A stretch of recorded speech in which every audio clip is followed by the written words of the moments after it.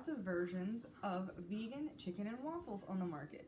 So today we decided to make our own up. I'm gonna start by throwing some of these vegan nugs in the oven, and Mom's gonna get started on the waffles. Let's go.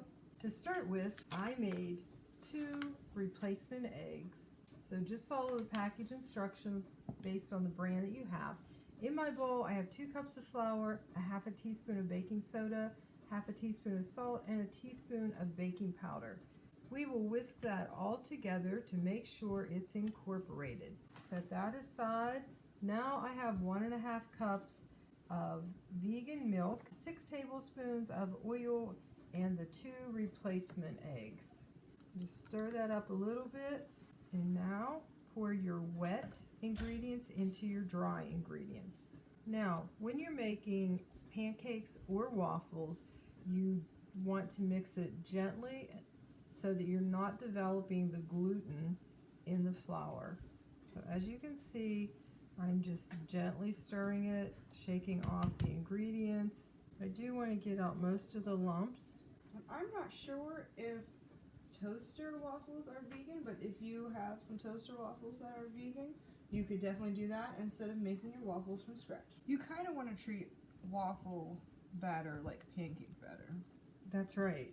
I still want to get a few more of those lumps out, but it's okay if there are a few clumps. Okay, that's ready. So I have my griddle preheated. I want to make sure that it's hot enough, and I can check that by putting a sprinkle of water on it, and it's sizzled. Even though this is Teflon, I'm going to spray it. When you're putting your waffle batter on, you'll start at the middle of the iron. This particular size is going to take about a cup of batter. And then when I close this, it will spread out.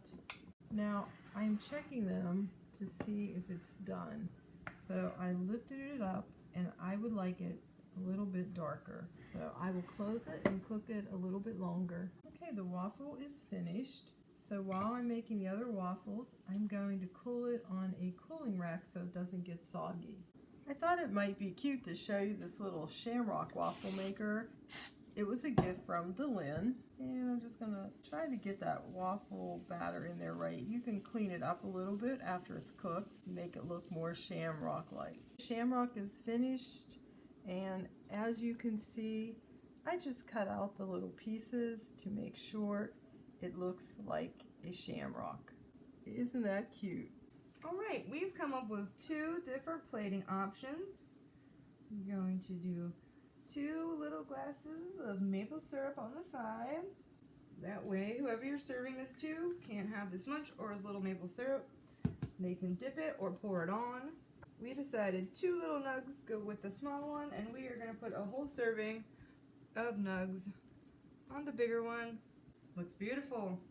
You ready to try it? Yep, I'm dipping. me too.